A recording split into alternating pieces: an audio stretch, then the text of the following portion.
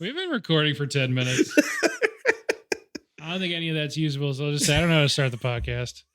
So it'll either be a real hard cut to me saying just that and then the episode starts, or something along the lines of Welcome to Late to the Movies. This is a podcast where my friends and I get to fill in our movie blind spots. Each week we'll pick a movie that either I or a guest hadn't seen before and really should have by now. This week, starting a new month, which I'll explain in a bit because it's not as obvious as last month's theme. Who Framed Roger Rabbit? That's this week's episode. And theme. The whole month is we're doing it 4 times. No, it's the 35th anniversary of Who Framed Roger Rabbit. That'll give you a hint of what the theme is. But first off, left right across your podcast dial. Our guest this week, we got Vaz. 2 bits. Did you say 2 bit? Oh, yep. Gotcha. And we got Sam. Shave and a haircut. We did it opposite. Someone, you see Bree like bust through the wall. Just couldn't help herself. Yeah, she was in the back seat the whole time. She snuck in. Yeah, but you got her with the old shaving a haircut bit. Yeah, so this month is all, I guess, a celebration of anniversaries because this episode is the 101st. We haven't recorded the 100th yet, but that'll be last week's episode if you're listening to this. So yeah, I don't know what we said about it yet because we're doing this one first. I don't know why that happened. It's just what happened. Happy anniversary. Thank you. That's what I was waiting for. I was vamping until you said that. Yeah, it's been 100 episodes. You guys, how's it changed your lives? That's this month's question. I'm looking forward to the syndication checks. Oh, good. Yeah. Yeah. Those are in the mail. Good. No, that's not actually the question this month. Don't be stupid. But yeah, so this episode, 101st, main feed episode, not counting the Patreon bonuses. There's no Patreon, but there's bonus episodes I'm not counting in that 100. This is the 35th anniversary in 2023 of Who Framed Roger Rabbit. Last week we did The Exorcist for the 50th. Either next week or the week after we'll do Dr. No, which I think is the 60th, though it might be 65th. 60th. It's the 60th. One thing, I guess, I will keep the floor open for if you've seen anything good recently, but I haven't really talked that much about Barbie or Oppenheimer yet in the podcast, so. I mean, I've seen those two, and the Haunted Mansion. I have less to say about the Haunted Mansion, though. You did see Oppenheimer, though. Yes, I did. Twice. Unfortunately, I only got to see it once. Oh, no. The 70 millimeter IMAX showing at the Providence Place Mall at 10 a.m. Canceled on me because the projector could not work and they couldn't get it working. So it's weird when the whole theater cancels on you. Yeah. But I did see it in regular 70 millimeter on a regular size screen. You never got to see Cillian Murphy's hat though, because it was cut off. Yeah. At the top of the frame. I did see Albert Einstein lose his hat. Yeah. About 7 times. Yeah. Every time. Loved it. Loved it. You didn't see Oppenheimer, No. But you saw Barbie. I did see Barbie. What do you think about Barbie? I really liked Barbie. Bree, who is not here and will probably speak to it on a future episode, loved Barbie, and it's, I think, one of her favorite movies. Yeah. I probably put it a literal notch below. I'd probably 9 out of 10, 4.5 stars, whatever side you want to put it on. Yeah. It was really good. There was a lot of stuff that I kind of went into it blank, not really knowing a ton, hadn't watched a ton of trailers, was like, oh, it's gonna be some himbo stuff happening. And yeah, it was a nice little commentary and nice little bit. Went a little off the rails for me at the end. But yeah, I think it was really good. There were a lot of really good bits that were written in ways that I didn't see coming. And as somebody who watches a lot of comedy movies, it was nice to be like, oh, they're probably gonna do this, and then they do this other thing. Yeah. There is a lot of so pointed stuff that obviously over the heads of kids, and not just the more adult jokes or whatever, but there's a pavement joke. Yep. And I don't think the kids are getting Stephen Malkmus references. No. But just the fact that the Matchbox 20 song is a recurring bit. So good. And it's such a good bit. And if you had to choose a song, it's a great one. But how many kids give a shit about that song? Well, the obvious pull there is Wonderwall, right? Yeah. And so I like that they went, what's actually funnier? Yeah. And what's funnier to sing? Yes. You know what I mean? Yeah. What? Yes. Because it builds. I want to. Yeah. Yeah. It's just so funny. It is. As I mean, I love both the movies, and I love that most everyone is seeing both these movies. Yeah. And that they're both doing Theaters incredibly well. yeah. Yes. I did like Barbie more. I love the Barbie actually. I put it a notch above you of just 5 stars. But I honestly just haven't seen like a great comedy in like a long time, and it was just because they don't make them. yeah. Like the last great one I saw was probably 22 Jump Street. At least I mean I've seen some comedies that I liked and everything, but not to the degree of how much I laughed and liked this one. Yeah. I'm also a little biased because I love Greta Gerwig. She has not made anything that I haven't liked yet, so her and her writing is just really good. And Noah Baumbach also writing too is just like great. So and happy birthday, Greta! I know you're out there listening. She just turned 40. Happy birthday, Greta! Really smooth transition. Let's talk about Who Framed Roger Rabbit with the 20 minutes we have left to record. No, we got time. So Who Framed Roger Rabbit came out in 1988, kicked off a bunch of stuff, some of it good, some of it bad. The point of this month is to talk about like impact this had. Do we still feel it today? What are some similar things that are happening today? And there's a lot of similar things to this movie happening today. Much like how Mattel has greenlit 50 movies about their terrible toys, maybe the success of this movie, the right lessons weren't learned from it. Anyway, well, let's go around the horn first. You've seen this movie before? I have seen this movie before. I cannot tell you the first time I watched it. It was a staple of like just movies I watched when I was a kid. I don't know how many times I've seen it, but it just has burned like a hole in my memory of just being like the movie for me for a while. My parents recorded this movie on a VHS while it was airing on some network, probably Disney. And they also, on the second half of it, recorded Honey, I Shrunk the Kids. Now, I was allowed to watch Honey, I Shrunk the Kids when I was like 8 because other than a very traumatic ant death, spoilers, there's not a lot of really bad stuff that happens there. Yeah. And my parents decided that Who Framed Roger Rabbit, despite being kind of a cartoon, as I was a kid, I was like, it's a cartoon movie. I can watch a cartoon movie. They're like, PG. I don't think you should watch this movie. Yeah. So I was not allowed to watch it, but it was I loved Honey, I Shrunk the Kids, and I had to fast forward to find it. So there were a lot of times that I was like, oh, who are these 3 people in this car? My dad's like, keep going. What's all this? What's this hose? Keep going. Don't worry about this. And so why is this man screaming, Dad? Yeah. keep going. So there was a lot of, obviously I knew the Jessica Rabbit stuff, and I knew the general plot of the movie, but I had not actually sat down top to bottom and watched it. So I was very excited to do that because seems like a movie I should have seen already, which is the point of the podcast. That's totally fair. You guys should check your texts real quick. Oh. Speaking of Chris Nolan. Wait, are you revealing that you haven't seen this movie? The Prestige! I love sending the poster of The Prestige to people when I start shouting revelations.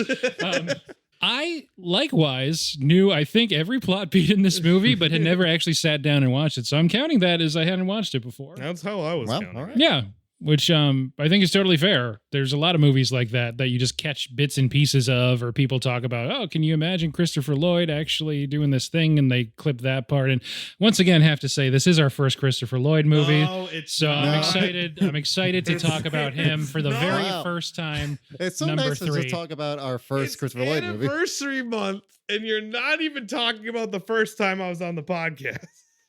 That's for the questions at the end. What was the first time you were on?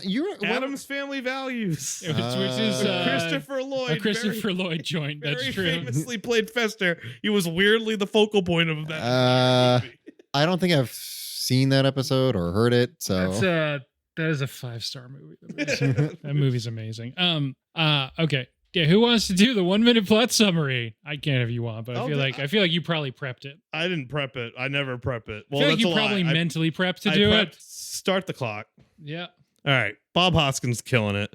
He keeps killing it, and he won't stop killing it, despite how awful this Roger Rabbit is that's there being a cartoon. And Bob Hoskins, while killing it, is kind of racist towards Toons because Toons killed his brother.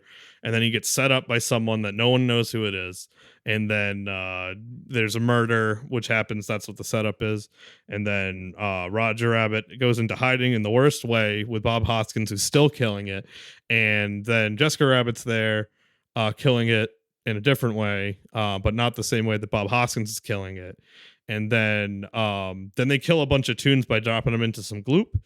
And then they find out it's obviously Christopher Lloyd, and then surprise, Christopher Lloyd's a tune, and he was the one that killed Bob Hoskins' brother, who is ironically also killing it at the same time. And then they kill 2 seconds. Christopher Lloyd, and I fudged it. I fudged it. My heart will go on. I should have given you an earlier heads up. Yeah, no, Bob Hoskins is amazing in this movie. It just keeps building. He keeps getting better, and then he has a dance thing at the end. He gets Yeah. a little dance thing at the end. He gets to be like goofy and like do a flip that I'm sure he did. Yeah, he definitely did that flip. That was all Hoskins, baby. Do you think they filmed it in order? Or do you think like they did that shot first because they were like, you're going to be really grumpy by the end of this shoot because you're just going to be trying to choke a fake rabbit you can't see. So we want that to happen later when you're in worse spirits. Yeah. Do you think him being in here with cartoons is what emboldened him to try and be Mario in a few years after this? Probably. I'm sure they went after him. That because one's of like, that. it's about a video game, but it's all live action, so it can't be as hard. No. Speaking of hard to film, this movie was really hard to film. I can't. It looks amazing. It went way over time and budget. That's a Zemeckis special. I think this is our first Zemeckis movie. No Back to the Future yet. No Castaway. No Welcome to Marwin. We did Marwin month. That's Oh. right. Yes. We did the documentary about Marwin Call. We did Welcome to Marwin. We did Goodbye to Marwin. Yeah. Is Zemeckis Forrest Gump? Yeah. Yep. Okay. Haven't done Forrest Gump. That's Greg's Haven't done favorite Romancing the movie. Stone. Is that really Greg's favorite movie? Really? Greg talks shit about Frozen 2, but his favorite movie is Forrest Gump. It's a weird pull. He talks shit about everything. I think Forrest Gump's probably better than Frozen 2. It probably is. Yeah. I don't like Forrest Gump that much, I but it's actually that Tom Hanks. I defend Forrest Gump more than most people. Yeah, but most people don't. I mean, And it's probably not your favorite movie. No. No, And I not said- if it was, you wouldn't. it say was at one like- point when I was like little, and I'm not trying to be a dick. Like when I was like 18, it was my favorite movie. That's fair. When I was like 8, I think it was probably my favorite Hollywood movie. told me this is better than Pulp Fiction, so Yeah. it's got to Yeah. be pretty good. Better than Quiz Show. Zemeckis is a weirdo, and this is one of the few movies where his particular obsessions actually work out for him. He's been trying. So this is 1988. His career, mostly since then, has been him trying to essentially invent new ways to make movies, just kind of because that's his thing. Where he's also like, anytime he makes a new movie, they have to invent a bunch of technologies. He's like the Randy Quaid to Yeah. like Dennis Quaid Yeah. of James Cameron. And Yeah. And I think most of his movies, both tonally, look-wise, subject matter, there's just a grossness to them. Like Back to the Future, until he goes back, that movie's really gross. oh, it's tremendously gross. I haven't Yeah. shown it to Brie. I love Back to the Future. I haven't shown it to Brie yet.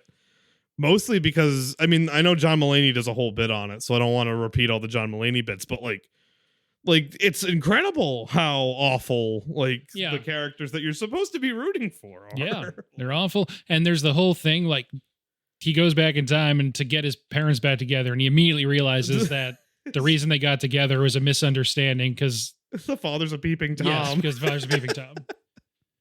Which, of course, is a theme in this movie, too. That's one of his pet things to put in.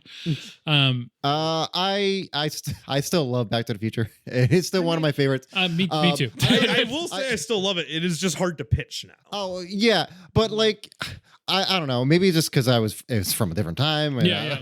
But like That's the that thing, stuff- though. Zemeckis Like, is it still is- doing stuff like that. Well, he should have stopped that. And that stuff is obviously gross, but like I just find it fun. Yes. You love that white people invented rock and roll. Your parents are going to love it. Yeah. Or sorry, your kids will love it. Your kids will Whatever. love it. You're Don't think too much about you're it. the parents of your kids. That's a good movie, but I'm just Yeah. saying. Oh, I know. Zemeckis is a weirdo, He is. but one of his obsessions with this movie works out because I think this movie looks awesome. yes. The blending of live action and cartoon is fantastic, and they're constantly going out of their way to blend the two. It's not just there's somebody animating on top of the live action frames. Everything's interacting. yes. But anyway, all that to say, this movie looks awesome and is awesome. I do want to say, like, so I really love Back to the Future and I love this movie. And then after this movie, he kind of, I don't know, like it felt like he just stopped having fun. Like his movies weren't as fun as anymore. So I think most people point to anytime someone's like, what's the Uncanny Valley? They like fire up Polar Express or Beowulf or Christmas Carol, any of his weird, I don't know. You might know. It's not rotoscoping. It's the performance capture. Yeah. Right, is what James Cameron calls it. I don't know. This Roger Rabbit character, though, what do you think? The actual character? Seems like you're anti-Roger. Yeah, Roger really sucks. You're anti-Roger. Yeah. You're anti... We're pro Eddie, though. Very pro Eddie. Yeah, a small, like, goofball and a tall, buxom lady getting together. No, I think their relationship is healthy. I just think he's a POS. I think one line describes him best, Uh-huh. which is when he is handcuffed to Eddie, Yeah. and Eddie is trying to Uh-huh. saw the, Uh-huh. the thing off, and he takes his arm out of the handcuffs, and he gets mad at him because, like, you could always do that. And Roger's line to him was, "Only if it's funny." Yeah. Yeah, Which I think I couldn't do it then. I Yes. could only do it once it was funny. which I can relate to so much. Yeah, yeah. I'm pretty sure that line is shaped who I am as a person. It is I'm a just good line. picturing me choking on something, and you're like, I can't do the Heimlich maneuver until it's funny. You gotta make it like you're just panicking around. Yeah. You gotta make it funny. You gotta make it funny. Wait. Swallow something else that's funnier. Put a banana in there. Just trying to find like a dog toy or something. Yeah. I don't mind Roger that much. He's a tune. Yeah. Yeah. So from the very beginning, this movie opens with a short. The Mhm. setup is that it's like a short that's, Mhm. Roger and baby Herman. Yep. And it's awesome. It starts sort of teasing you with the different kinds of animation. Some of it goes more three-dimensional while they're doing it. They're using all these tech stuff. Mhm. And then they just like completely take out the fourth wall. And then it's, the blend for basically the rest of the movie. And that sequence is great. Eddie shows up. He's got a job. Yep. I do want to just say I really like the reveal of at the end of the actual cartoon, the fridge falls on Roger's head and it has, I think it's birds, Yes. which are ostensibly actors that he's like, I don't want to get into the wholeness of it, but like they treat the birds like the birds are actual actors or like things that have existed. But then they reveal that him being able to like whatever he gets hit in the head, something will go above his head as like you just got hit in the head like cartoon bit, and he's knocking himself with a pan trying to get stars, which is what the script demands, and not there like a bunch of other little like bits are happening instead. Bells, there's, like the birds, like you said, lumps or what, I don't know if the Math lumps equations, actually I think. yeah, but I just love the concept of the like, oh, I'm a hero of my craft. Like I can get it. He's just slamming a pan over and over on his head like in 5 minutes into the movie. And it does establish that tunes can take as much pain as possible. Yes. They don't care. Yeah. Yes. So the issue is Roger's not hitting his marks because his mind is elsewhere because of his wife. So Eddie's hired by the head of the studio to get pictures of his wife cheating on him. Essentially, it is still a PG movie, so it's her playing patty cake with Mr. I did love the reveal, Mr. Acme. Yeah, because they're showing them play patty, or they're showing Bob Hoskins taking pictures, and they're saying patty cake, and the guy who's playing, was it Marvin Acme? Yes, Marvin Agnew. is making noises like he's like basically like having sex with her, and then like they reveal the pictures as a gag that they were actually We're literally just playing patty cake. They were sitting in separate chairs playing patty cake.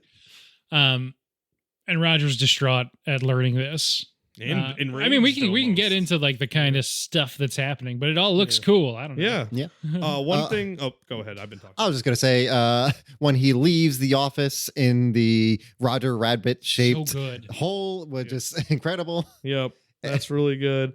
A quick shout out for I said this while I was watching it. I love maybe the second thing that has nostalgia popped me since the Indiana Jones episode with the gunshots going off the ground, like the little pews that go across the ground, is the shot of just grimy movie set alley. Like, I don't know what it is, but I just love like that, like back lot tour, you know, like here's this dusty ass alley that doesn't actually exist because everything's where it absolutely pristinely needs to be, but it's just so it's good, fake looking, but also like what you expect to see. We should say it's 1947 Hollywood. That's where it's set. And it's ostensibly like a hard-boiled detective story. But also it's tunes. Eddie doesn't really want to work with or for tunes. You later find out because his brother was killed by a tune. And in the best line delivery of the movie, when I forget the character's name, who's the barkeep, who Eddie has a thing with. Dolores. Yeah. When she's like, his brother was killed by a tune. Dropped a piano on his head. And she says it's like the best line delivery in the movie. But anyway, that comes a little later. Yeah, this whole first bit, and he's going to the club, and that's where he sees Jessica Rabbit for the first time. Probably worth mentioning. That's also, I guess, iconic. I don't know. That sequence is ridiculous because the camera's basically never locked down. So you just think how hard it was to animate on top of that footage. I'm curious from a standpoint of we live in a society that now if you're like, oh, there's this animated woman and she looks really hot, like if you like nowadays, I feel like that doesn't, no one bats an eye at that. I remember this is a quick story, but a fun one. Do you remember the E-Trade commercials with the little girl? Erica? Yeah, whatever. There was a guy in my English class, in like, I think this was like 9th or 10th grade, that was like, oh, that E-Trade girl's super hot. And like another girl in my class was like, she's animated. And like everyone kind of laughed at him. And I even chuckled just because the way she said it was funny. But he's like, no, like she's hot though. And like, I feel like that's where that society was at that point where I was like, I get what you're talking about. And I know like anime, like hentai also, like all that stuff I knew existed.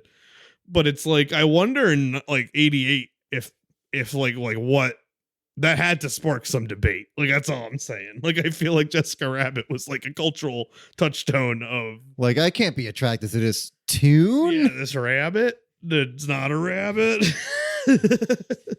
Yeah, it's just her last name. Yeah, just by marriage. Yeah, I mean, she was the, I guess, icon of Disney's Pleasure Island for a while. She was on the billboard. I did not know that. You didn't? There was like a big neon billboard of her like swinging her leg over the entrance of like Pleasure classic, Island. Okay. Yeah, Vegas style. Yep. Right next to Cirque du Soleil and Planet Hollywood. It was weird before they rethemed to Disney Springs. That's a different podcast. But yeah, speaking voice is Kathleen Turner, not her singing voice though. But yeah, from Romancing the Stone, Betsy Brantley's the singing voice. Yeah, yes. A lot of things, but definitely from Romancing the Stone. That's the Zemeckis. Right, yeah, sure. That's not a bad movie. I like that movie. Yeah. Again, before the 90s when Zemeckis took a turn. So mentioned earlier that there's a lot of movies that have some similarities or influences or whatever from this movie, and that's mostly because I don't think we've mentioned yet. There's a bunch of famous cartoons kind of everywhere all over this thing. This must be a nightmare for like current day. Like I don't see this. I don't really have cable anymore, but I would assume putting this on like an actual like TV, like I guess Disney probably owns all of it, but there's so many Warner Brothers. Yeah, there's so many Warner Brothers characters running around. Yeah, Felix the Cat's in there. Yeah, some other all the like, Looney non- Tunes. Well, yeah. not all of them, but a bunch of Looney Tunes are in there. I'm pretty sure by the time the movie came out, Who Framed, Betty Boop was already, I think, just in the public domain. I don't think it's because like rights or anything. I just think no one owned it. Yeah. So a lot of this is Spielberg, and I think we'll talk a little bit about like differences between then and now. But so the IP sort of collision here. This is a movie produced by Amblin, like a lot of Zemeckis' movies are, because him and Steve are buddies.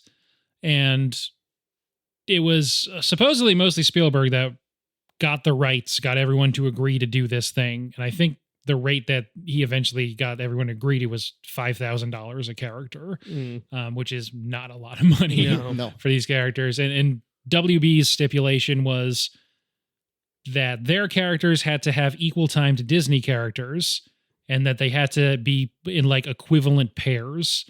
So that's why Mickey and Bugs are always together, and Daffy and Donald are always together. It makes. I mean, it's a good play by them. And it's And then if it's not just a couple characters, it's like a huge group scene. And I guess there's an equal amount if you were to count them. And I remember when I was a kid thinking like, oh my God, Donald Duck and Daffy Duck are in the same scene together.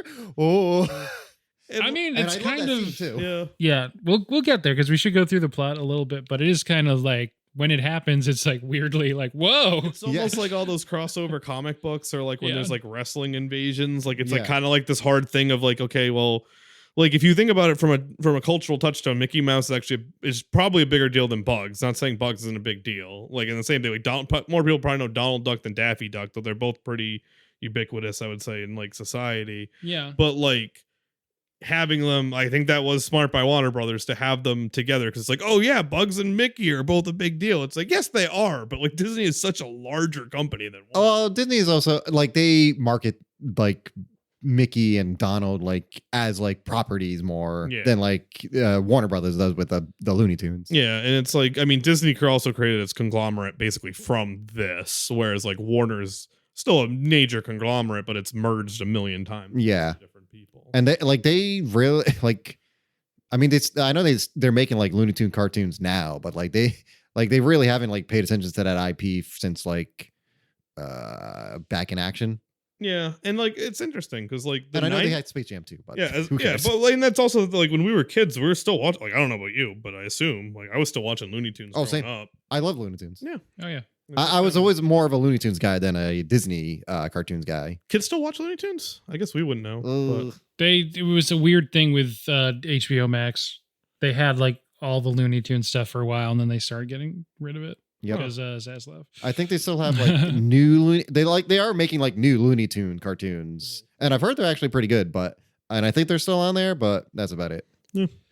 Worth noting, Mickey bigger deal than Bugs now. In the late 80s, this is pre-Disney Renaissance. Oh, true. Yeah. And this is what really reestablishes interest in Golden Age animation, and Disney capitalizes. And the few years after this movie, Little Mermaid's 89, Beauty and the Beast is 91, Aladdin's 93. Yeah. And then they're just like, and that's what built Disney as it is today. Yeah. Because they were hurting before that. Yeah, because they had Black Cauldron, Great Mouse Detective, which I do love, but they were not big hits. Rescuers Down Under was Right. also in there. Rescuers Down Under was actually in the, because like That is part of the Renaissance. yeah, I was gonna say you'll see like the 'Cause I list think of that's Disney. 90s. Because Rescuers is like 70s, Yeah. 60s. Yeah. Or, You'll see the list of like the Renaissance movies, and Rescuers Down Under, which is in there, which is crazy because like Rescuers Down Under was the VHS that 90. like I owned. So I watched Rescuers Down Under a million times as a kid. It was because- always on the Disney Channel too. Yeah, So I watched it there. It's very funny to think like, you know, we have friends now that have kids and they're watching Encanto and they're watching, you know, like all these, you know, like Moana and stuff. And the one that I was raised at, like, I'm sure there's some kid out there that's like crushing Luca right now. And I'm not trying to say Luca's a terrible movie, but culturally, I don't think it's going to stand up to like Moana and Encanto. But we'll see. mean, it's not going to give them a fair view of Italians. Every Italian is eating pasta on a Vespa in the entire movie. And we did get a fair view of Australians from Rescuers Down Under, though. For sure. So yeah, I think that Jessica Rabbit scene's good. like you said, so the patty cake photos. Roger jumps out the window. You see him wandering through the back lot. He's sad. Yep.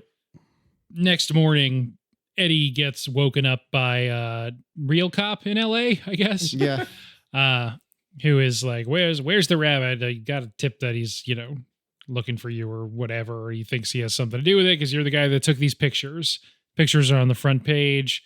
The guy that Jessica was stepping out with to play patty cake is dead. So Eddie goes to the crime scene. This guy got an anvil dropped on his head. Classic Toon behavior. There's and like squarely on his head too. Yeah. Squarely on his like head. It must have been terrible. Drops the incriminating yellow paint from his gloves on the rope that dropped it. So Roger, they can't find him. He's in hiding. Jessica's being questioned. Eddie's on the case. Not Looking really. for clues. Though. Reluctantly kind of helping. Looking for clues in like Chekhov's Acme, like museum or whatever. Like, there's just gags. There's so many gags, and like they all. I mean, I'm like jumping ahead quickly, but like I know it's where the final scene is, so like obviously that stuff's all there. But like, how many things from that like 10-minute period come up at the end? I do like so one of the things I really love about early Zemeckis is that the scripts are always very tight, and that like anything that you see in like the first act or two are usually going to come back in the second or in the last act. Yeah, it was crazy. Like literally when they were like pulling out the mallet, I'm like, even the mallet. I was like, it's like every single thing. Yeah, and you think he misses it first because it doesn't hit Christopher Lloyd, but it hits the valve behind him. Yeah.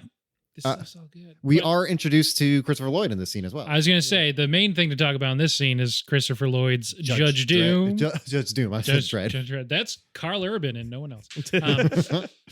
Yeah, that scene is one of the big ones that people talk about because it's when he dips the shoe. Ugh. Can we talk about the shoe? What up? Yes. I want to talk about before we talk about that shoe. I do want to talk about the box of shoes that falls out, and that one of them. I'm pretty sure it's just Nazi shoes because it's doing like the like a goose step. Yeah, I didn't catch that. It's Disney.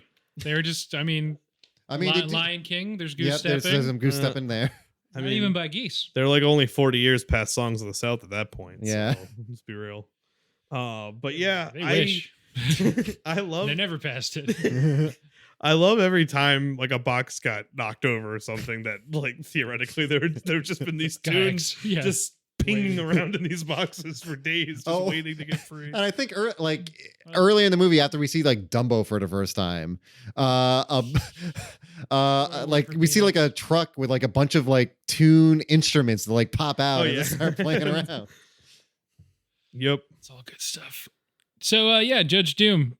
Creepy. I like how his face looks in this movie and his teeth. It's good. I like his glasses. Yeah. Incredible to get Christopher Lloyd to do like obviously a very good character actor. Obviously he still has some comedic bits to hit, but like you get Christopher Lloyd, I would say if you look at his stuff, is probably 80% zany. And like even after that, it's like probably 10% sarcastic nonce, like from Clue, like that kind of a character. Yeah, that's fair. This not a lot of bad guys and not a lot of serious bad guy, even if it's just tonally serious and not actually serious. Yeah, and he, I think, kills it in this movie. No, he does pretty he's good. fucking He's great. no Hoskins, but he's the reason people he's the reason people are like, can you believe this is PG? Yeah. It's like if he's out of the movie, no one ever says that. He is terrifying. He is a formidable. I mean, he's murdering force. people. Yeah, he's straight murdering people. Yeah, and he seems to enjoy it. Also, he does try to commit genocide later. Yeah, and also very explicitly. Yeah, it's weird that no one suspected him. Like he showed up, and all the cops like, oh, here's of course. The completely objective and not problematic Judge Doom. Here's a guy who looks like that guy from Raiders Lost Ark. A movie that isn't out yet. Eddie, yeah, it is. In 1947. Okay, I understand what you're saying. The characters are saying this. Well, but if Indiana Jones also happened, then that was also before this, right? Yeah, sure, and he just heard about it. Yeah.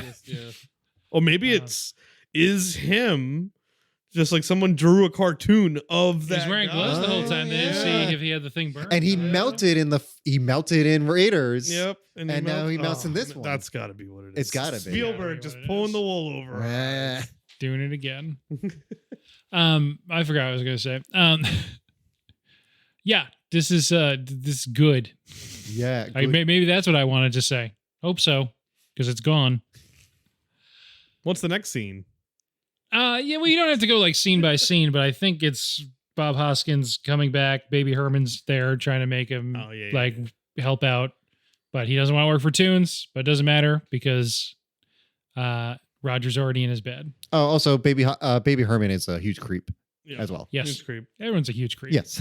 He says toots a lot. Yeah, Yeah. toots a lot. He looks under a girl's skirt. Yeah. Average Zemeckis protagonist. Yeah.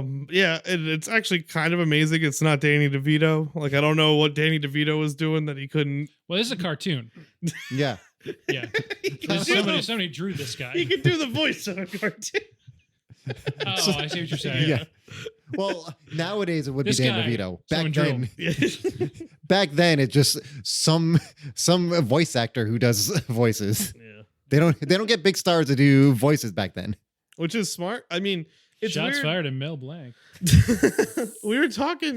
Me and Brie were talking about how like it's amazing that like there are voice actors that aren't famous that do an incredible job in video games like all the time, and I don't give a shit. They're about like what, con famous, Yeah, right? exactly. Like Jennifer Hale. yeah, or Yeah. like Troy She'll have a Baker. line. Yeah, like because we're enthusiasts, we know who they are. Yeah.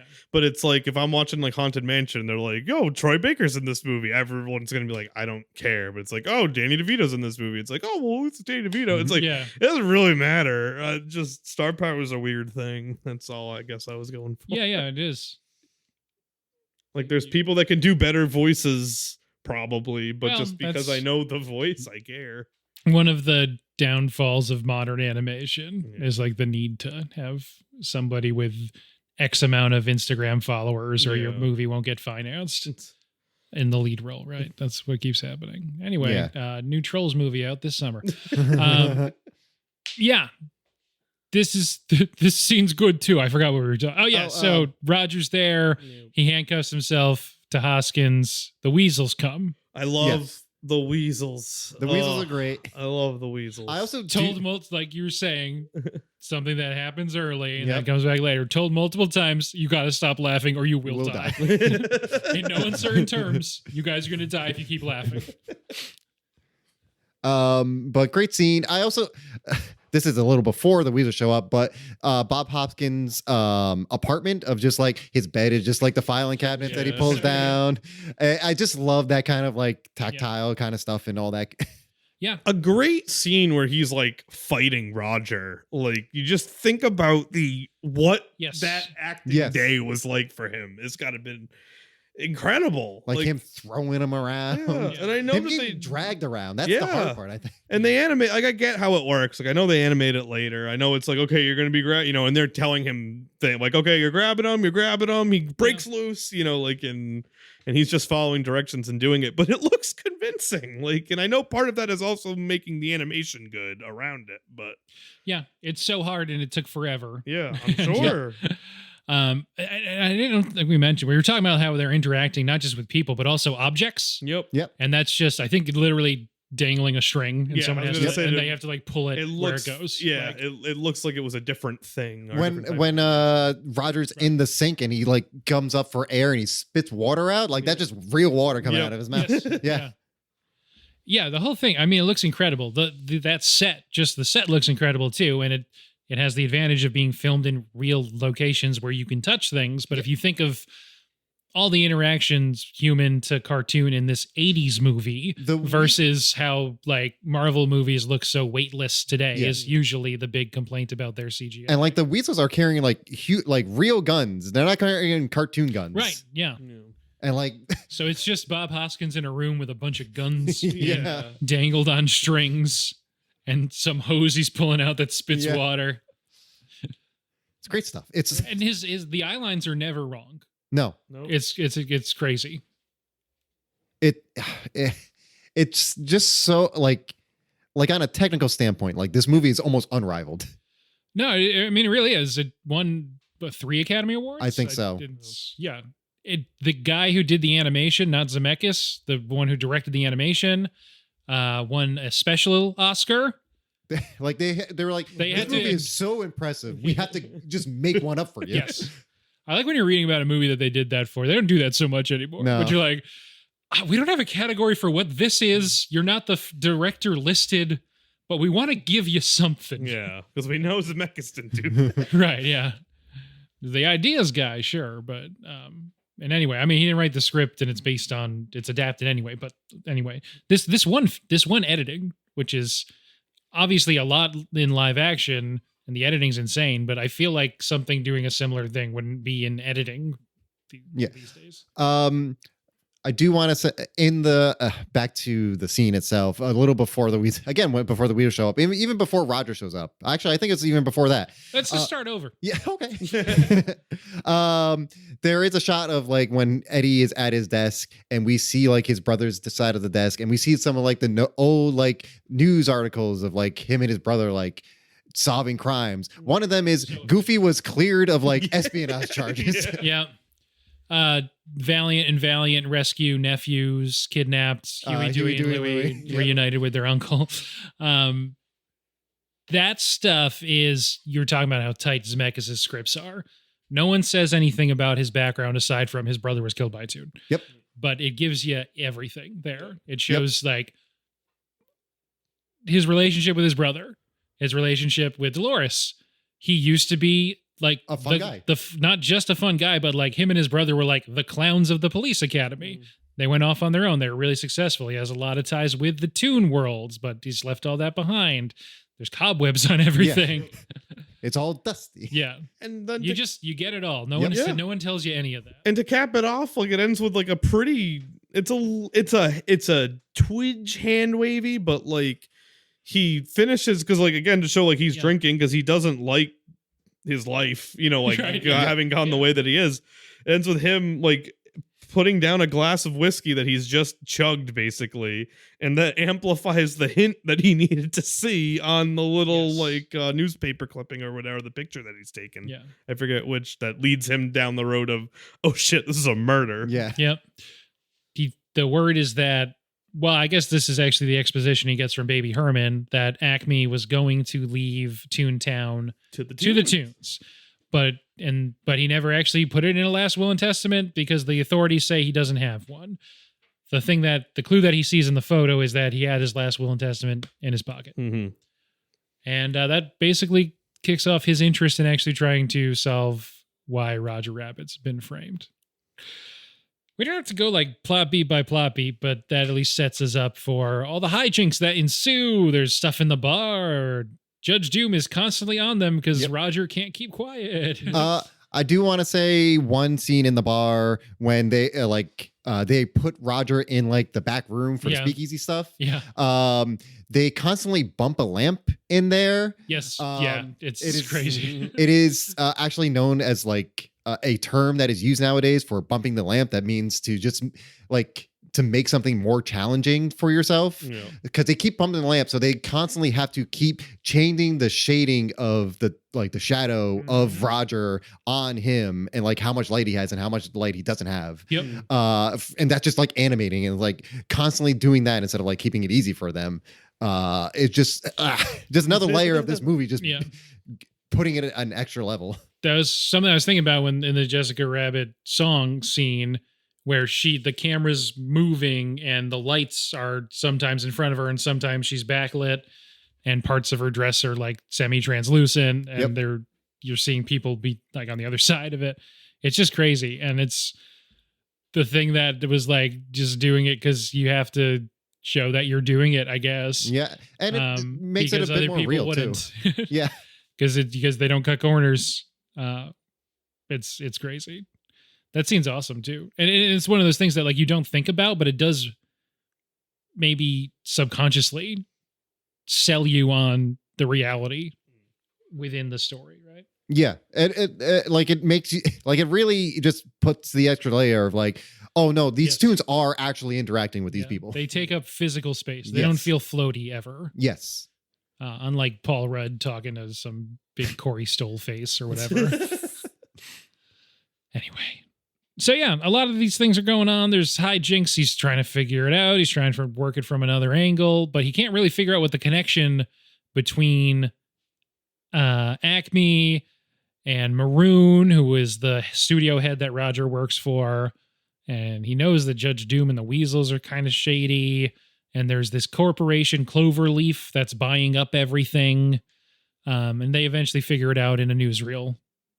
Yes. There's a lot of stuff that happens, but we're already in an hour. Yeah. Is Cloverleaf an allegory for anything? Or just a capitalist. Yeah, just a name, a somewhat friendly name. Yeah. It's not like a joke about anything as much as how incredulous everyone is at the idea of freeways in Los Angeles, but which killed me. That part was so funny later. No one's going to want to drive on that. It's the end of all traffic.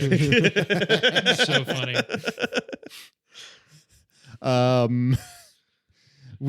Only a tune could come up with an idea like that. That's all later. So they figure out that, and then he goes back to Marwin Cartoons or whatever the guy's name is. The guy who hired Eddie originally. Maroon, that's it. Marwin's a different guy. Yeah, he has a bunch of dolls. Yeah. But he's murdered by what we think might be Jessica Rabbit for a little bit. Yes. They go late to the studio where Eddie's confronting Maroon to be like, I know what's going on. And he's like, no, I just wanted it for blackmail because I just wanted Roger to be working again. And I didn't know why they wanted me to do this. And he's kind of just a patsy here. Yes. Much like Eddie was being set up to be a patsy also, and Roger. Everyone's getting set up for patsies. It's the 40s. There's hard-boiled detectives and there's patsies. Anyway, I can't say that word without thinking of Arrested Development, and now my brain went. He gets shot by a comically large gun. Yep. That just keeps coming in through the window.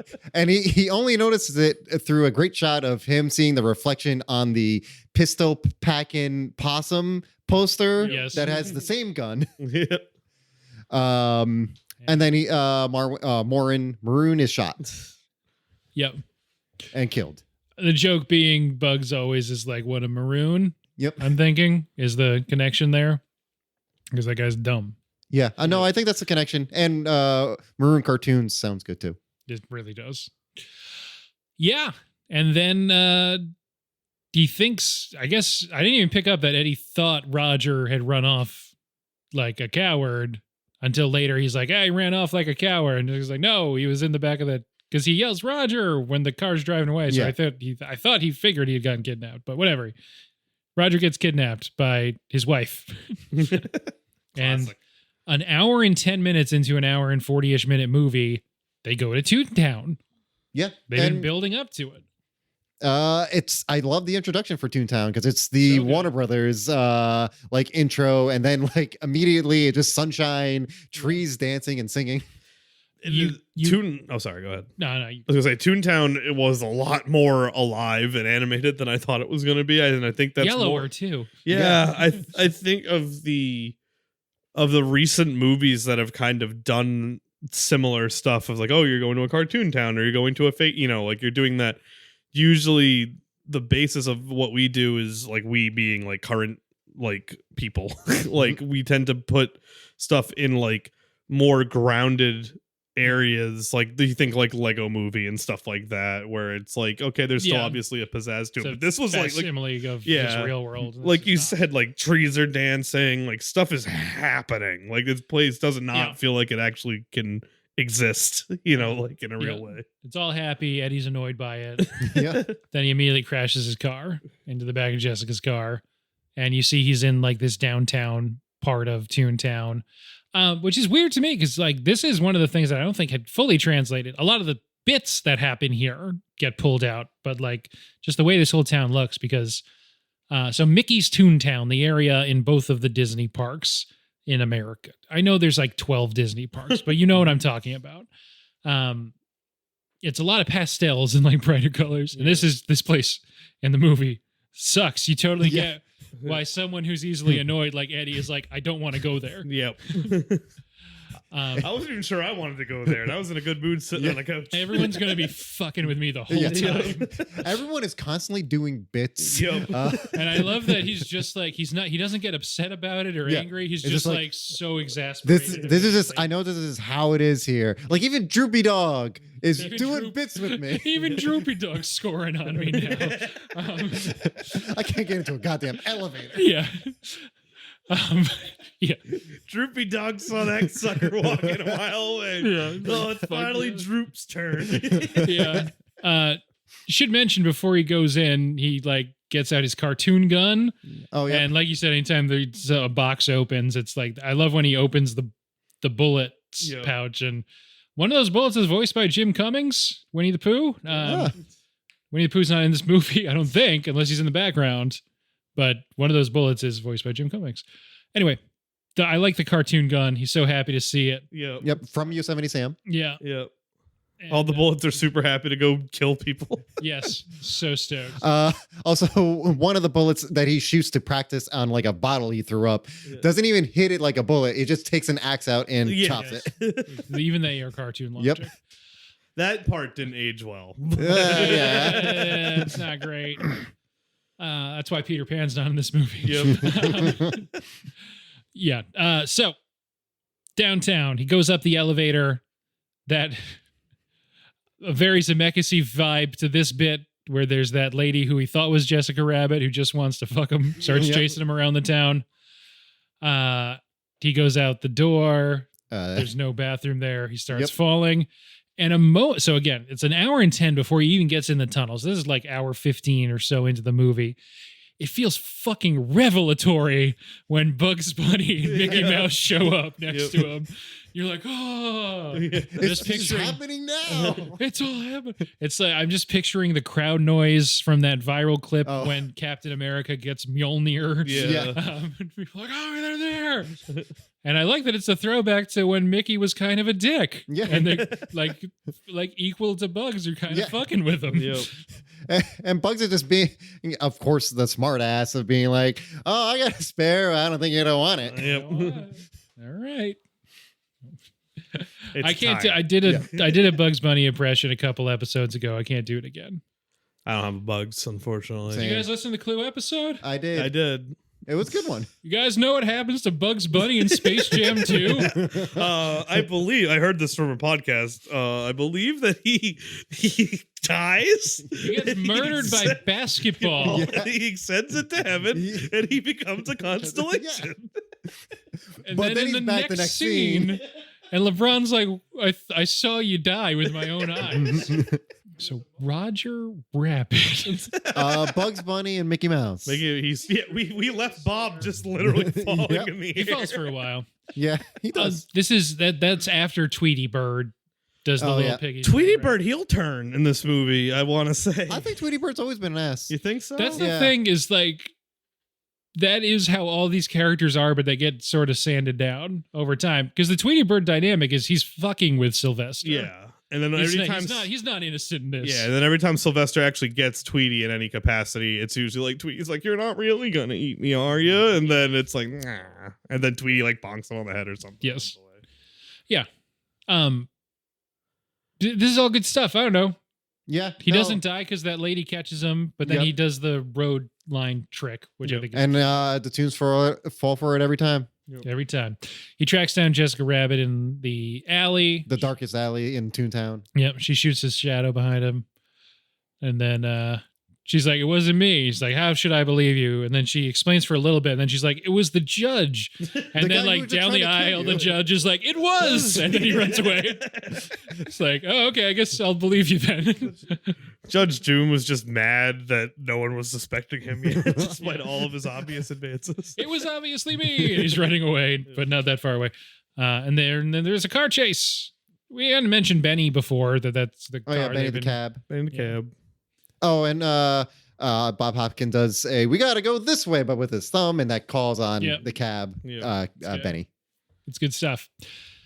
And then, we're into the end game now.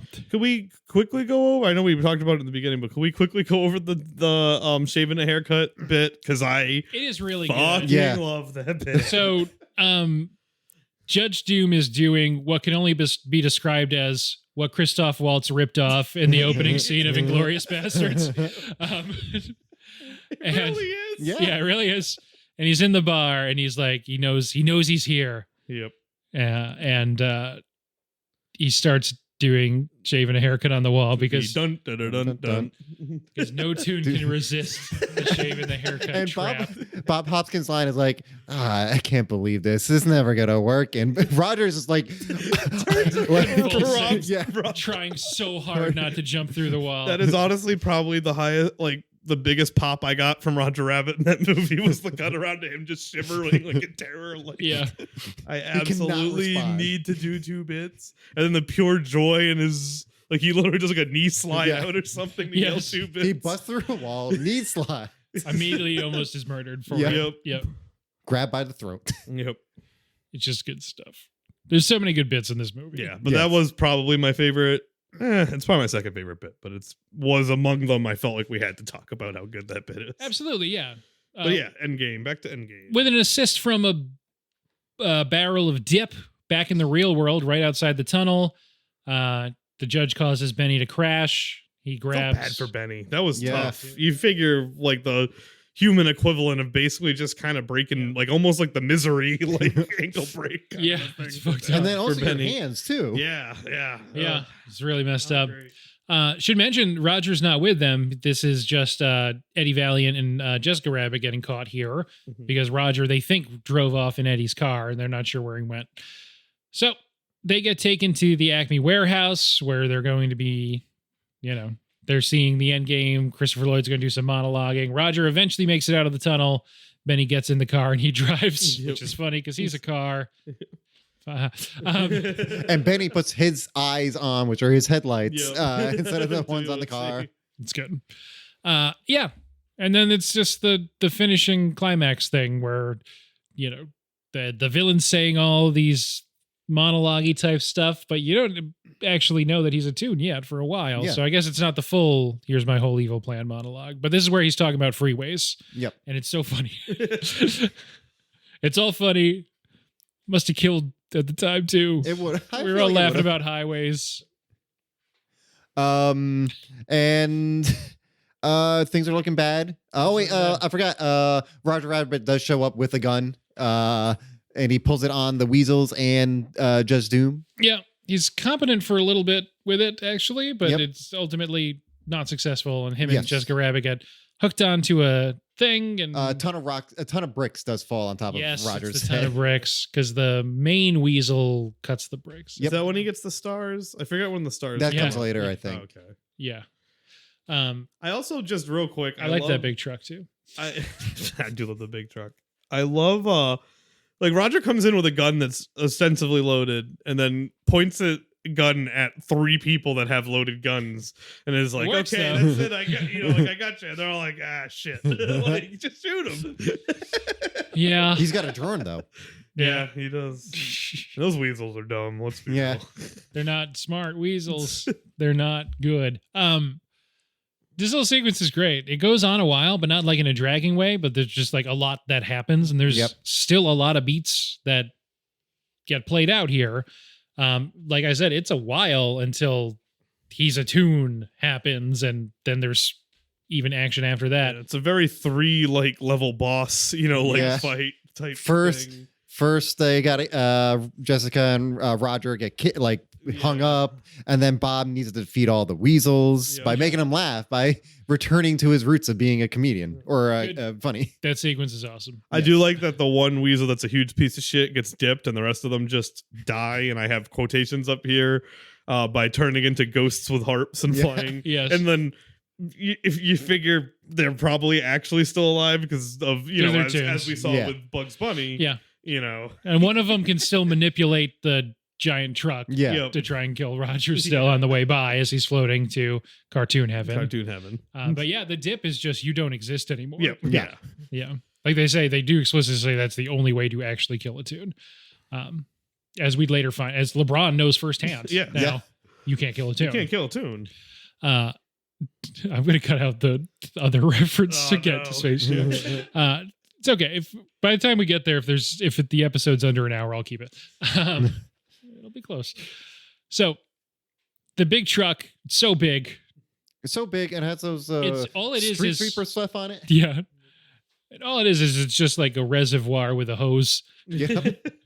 But the truck's so big, and I guess the idea is that would spread it around like Splatoon style. Yeah. So they have all the rollers off of the side, just to make sure the whole town gets coated. And what they're going to do is, after killing Roger and Jessica, they're going to drive that big truck right into Toontown and kill everybody. Yep. And all the buildings, like and everything, Yep. Not even a revenge thing. He just wants to clear room for the freeway. For the freeway. Yep. He has no ill. I guess he has some ill will towards Toons, maybe, but it's more for money. Yeah, exactly. So the sequence, it's like a bunch of fights. Do we want to specifically call out the Hoskins song and dance bit? Because it's really good. It's really good. I like the backflip. Backflip's really good. Yeah. It's not because you think about the time. It's supposed to be like the 40s. Like it's a very almost like obviously vaudeville inspired bit. Yeah, It's not a kind of bit that would make us today laugh to the point of dying. But Right. it's nice because Hoskins is such a Curmudgeon. grump. Yeah, curmudgeon's a better word. The whole movie. So like just in this desperation to be like, okay, I got to get back to this place where I'm funny and a clown is. There's so many Chekhov's firing, but it is a very satisfying. and there's also like there's just some classic comedy in there, like when he's on the pogo stick and he jumps up and he hits the light and he starts getting zapped. Yep. He has like a rake bit, I think, at one point where he Yeah, I steps think on so. something and it smacks him. Yeah. It's all pretty great. And then once the weasels are all taken care of, Judge Doom shows up again. Yeah, because he To be gets like, run "Oh, over fuck." by he'll get run over by the steam. Oh yeah, I forgot he got run over, and that's how they found out he's a tomb. He's a tomb. Which his screams of pain when he's Yeah. getting run over. Ooh, nightmares. Yeah. Nightmares. That whole sequence. Yeah. And once he's flat, when he gets up and he's just like walking around as the Like a flat Slender guy for a Man, bit, yeah. like a Slenderman. Yeah. That part is just crazy. No, I'm just picturing a Back to the Future-esque bit, but it's like hey, what's his name? Notch. Hey, Notch. You know how you're looking for a tall and skinny bad guy for your block game? Well, take a look at this. It's good stuff. When I kill you. That's what he hears, not. Just hears him screaming when I killed your brother. It's good stuff. Yeah, I mean, Christopher Lloyd's great. I like that once his hat's off, his head looks like it's a completely different shape than you thought it was. Yeah, it's like a cone head. Yeah, with the weird fluff of hair on top, which is how cartoons' hair works. Yep. Which makes sense. It's kind of Ziggy-ish. Yeah. And I get at the end you realize he was wearing a rubber mask the whole time. In this Rubber face. suit, it seems, actually. Right. Yeah, good Mhm. point. And it does seem like his face was a rubber mask, even in earlier sequences. It's great. Yeah, his eyes are crazy. He has that big saw arm, and he's coming at him. Yep. But that's when he pops the sledgehammer, Yep. or I guess it's a mallet. Yeah, it's a mallet. Yeah. And then he starts. Really takes him a while to die with that dip. Yep. Yeah. He's screaming the whole way down. We need the Wizard of Oz a melting bit because We do. if we're anything, we need to do old Hollywood bits at this point. Yeah. So this is kind of the end. There's this guy dies. There's dip everywhere. I feel like the Just number got to of turn on the faucet to Yep. clear it out. The machine drives through the tune wall and a train destroys it. Yep. All the tunes are looking like, what the fuck's going on? And I they like all them- run in at the end. I also liked the number of times that Jessica and Roger have to deal with the one hose. Yeah. Like it just Yeah. seems like every time 5 or 6 times Yeah, that like, they you think think they're good, safe. Yeah. and then they're like, "Oh, that's it. That's it for me." Yeah, I'm sorry. Yeah, I'm sorry. I was such a supportive husband. Yeah. They have a great relationship. They do. Yeah. You never doubt her for really like more than a minute. He gets it. And then Oh. And she was just trying to help his career. yep. Yeah.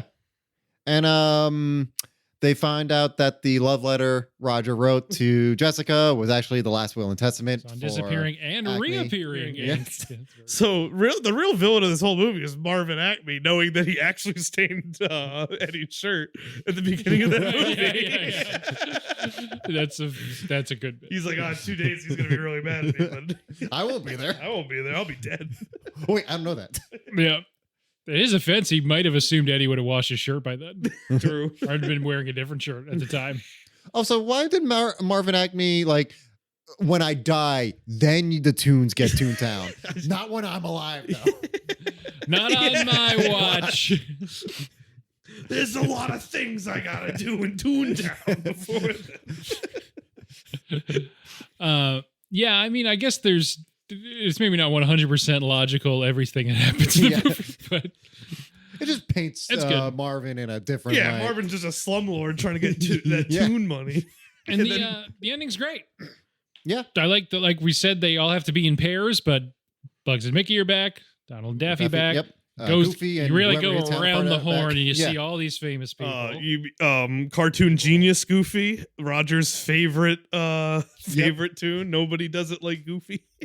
No one really Nobody does. I do love Goofy cartoons. I love the concept of tunes appreciating other tunes Yeah. as Yeah. like performance. and that's such like it's a really short scene, I suppose, when he's talking about him, but it is like the way that if you listen to podcasts now, people in the business talk about other people in the business, like, oh, that guy's a genius. The Yeah, like- timing. Like every Bradley Cooper interview ever. Right. Just Yeah. like- Yeah. No one Bradley Cooper's ever worked with was ever Yeah. like Goofy is like the cartoon's favorite cartoon. Yeah, he's like the 80 miles of He's the actor's actor. Yeah. But yeah.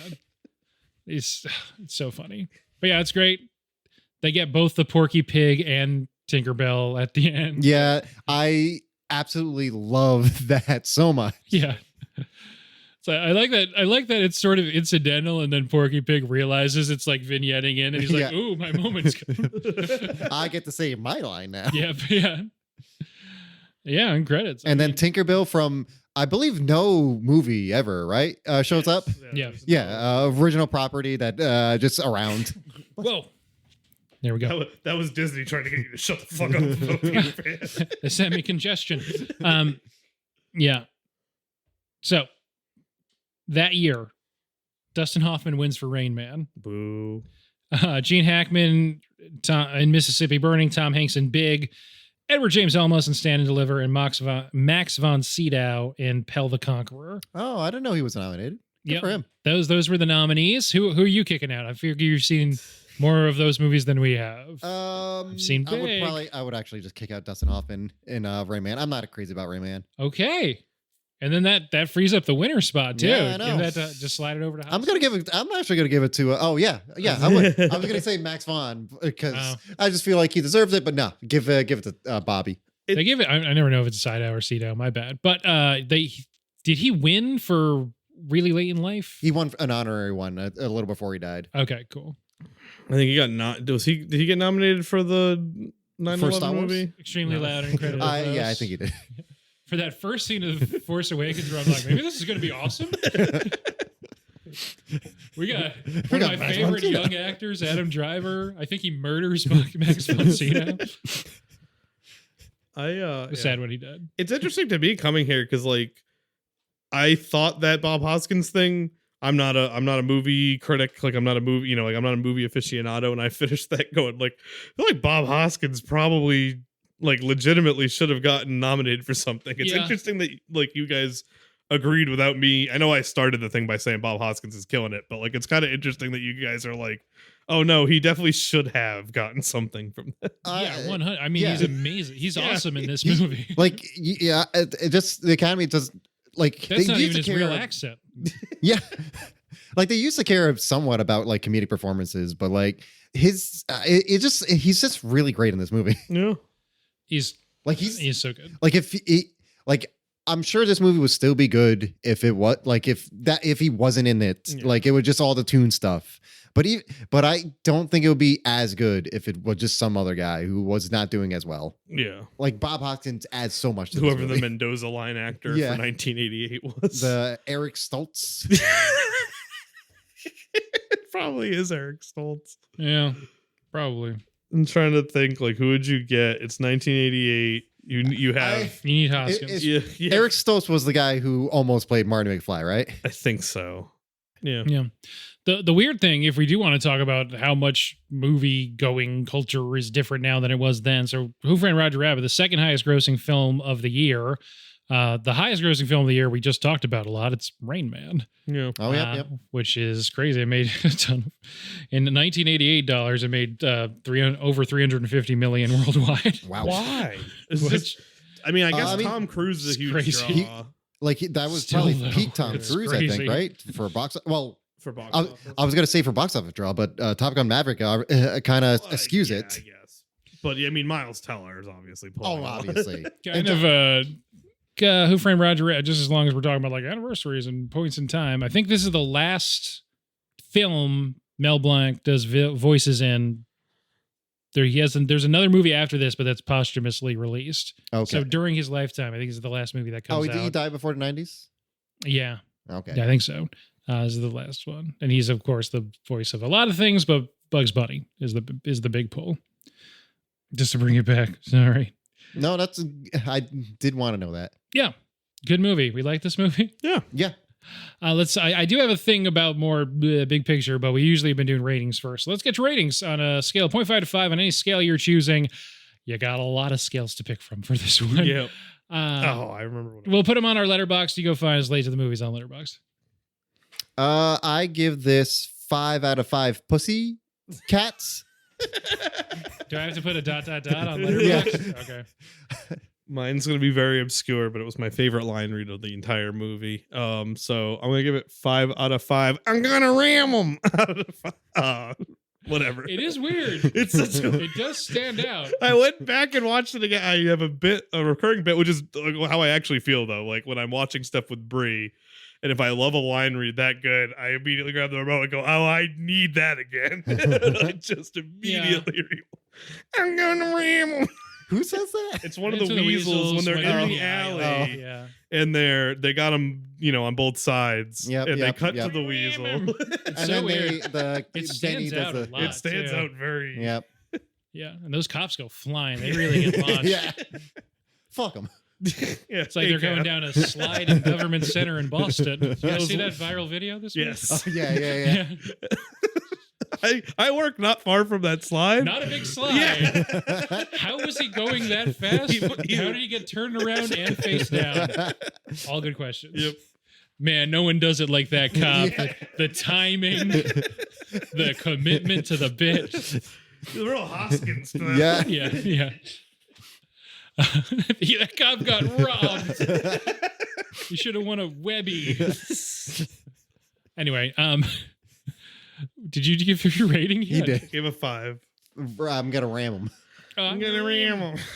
I'm gonna go 5 out of 5 pianos dropped on a head, on someone's head, on your brother's head. Good movie. Yes. So, an interesting point to illustrate the way things have changed. Steven Spielberg, instrumental, flat 5,000 fee per character, gets all of this to work. It's a Disney movie, but obviously Disney characters sharing the screen with WB characters.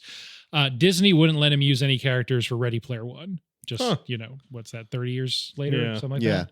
that. So that's a difference.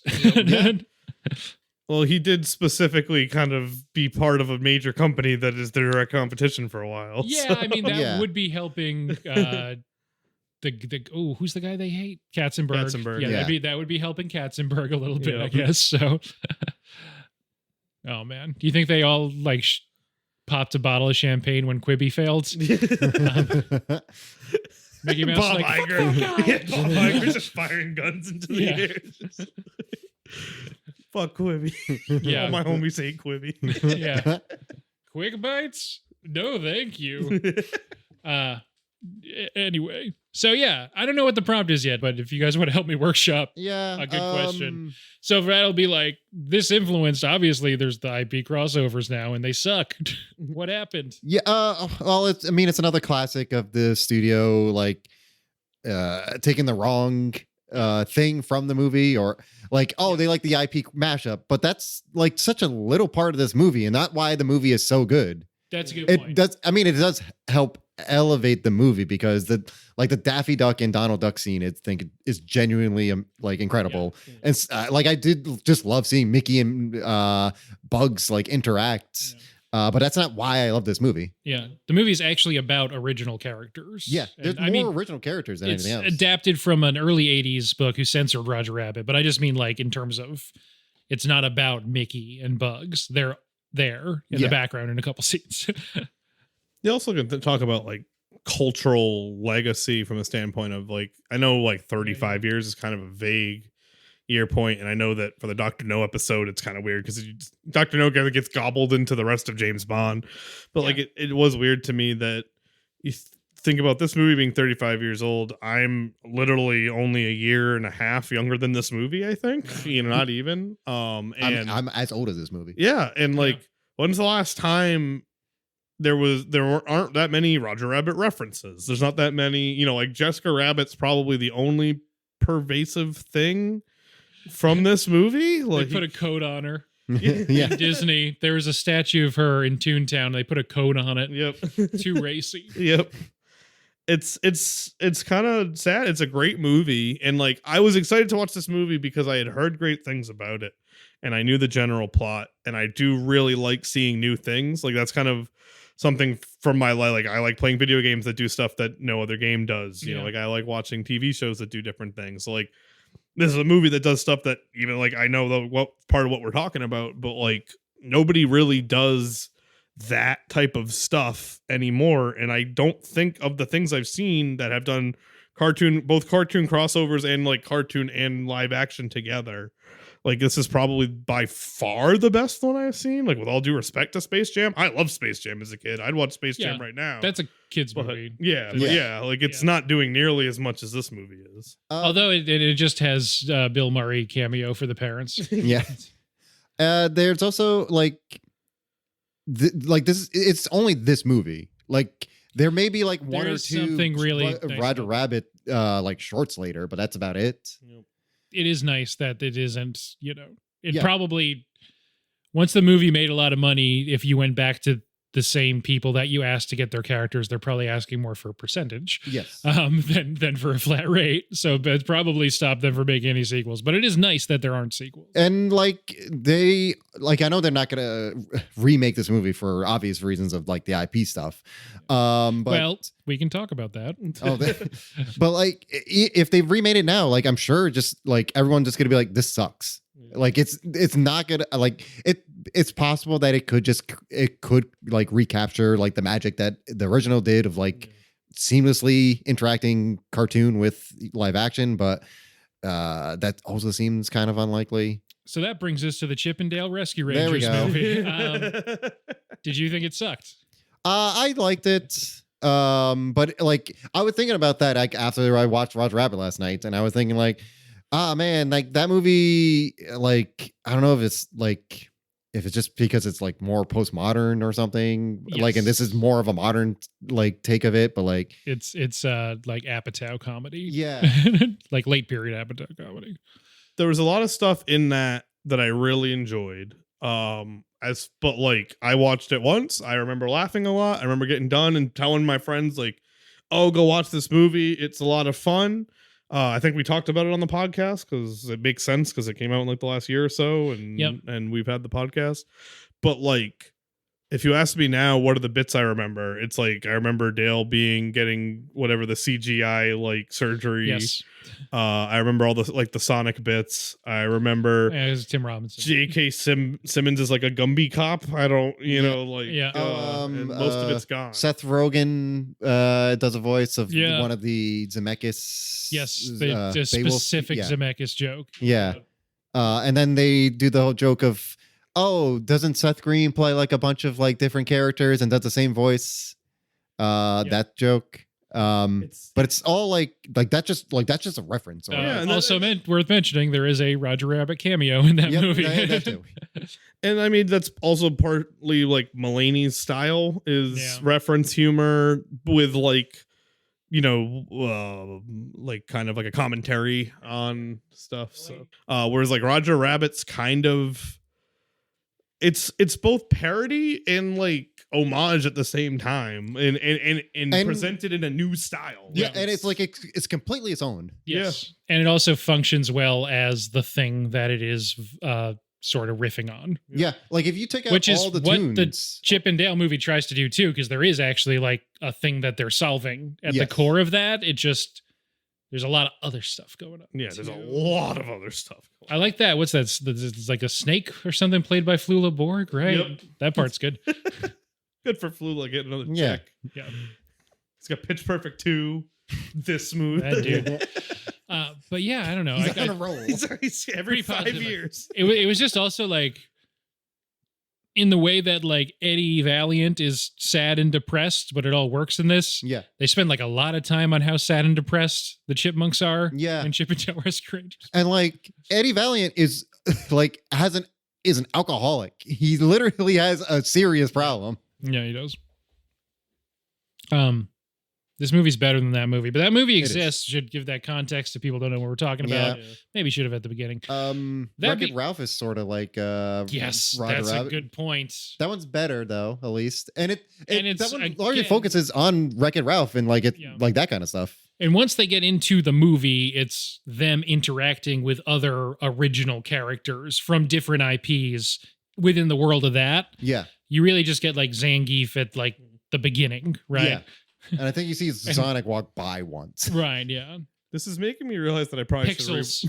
I should probably rewatch the Chip and Dale movie because I feel like I have a much more positive memory of it than you two. It just didn't stick with me, like you said. Yeah. It's like, yeah, I watched it and I had a good time. Yeah. And then it was kind of just like, And I admit, like I watched it and I also had a good time, but like Yeah. it did not like if I can't remember a whole lot of it. No. this was episode 101. Maybe I should start counting them actually on air of Late to the Movies. Maybe that's my new outro too. I don't know. Oh, well. Thanks for being on, Vaz and Sam. Thanks Thank you for having me. for having Two us bits. in your house. I don't like how you said that. You can find us on Stitcher, Spotify, Apple Podcasts, iTunes, Google Podcasts, Podbeans. You can go to, okay, here's the actual You'll URL. download it there for a second. Yeah. Bob Beans. Great record. Record. This is actually the URL. All the links that I forget are on this page. Late to the movies, pod.fireside.fm. But that's where all the stuff is on the Instagram. I'm getting back into it, doing some fun posters again. I'm only 3 behind right now, but I was 18 behind for a little while. Yeah, you can email Noah at late to the. I don't actually know what it is. I'm sorry. You just send it to Gmail. It'll sort from there. The mailer Damon will keep showing up. Sergey, save it to sergey.brin@google.com and tell him get your Gmail to do this. Hey, you know what? If you're listening to this episode, listen to one of the older episodes. Listen to the end of that, and you'll get the gist of what Ben's Listen trying to to the talk draft about. day episode. I want it to be the highest listened to episode. Yeah. It is not. Yeah. So this is this was the first recorded, but second chronologically on your podcast feed episode of. I haven't decided anniversary month. 100 Anno month. I don't think it's that. You know what? Welcome. It's the 100th anniversary. 2023 is the 100th anniversary of Disney and Warner Brothers. So we did this movie. There you go. Yep, Yeah, there we right. go. Yep. And That's the theme. that's it, and that's why we didn't do Spring Breakers. Yep. It's anniversary month. This was the 35th of Roger Rabbit. Last week was The Exorcist. I've never watched The Exorcist. I still have to before that episode. All right. This episode's over. Thanks for being on. I don't know if I even finished the outro spiel, but that's okay. Who Who framed Roger Rabbit?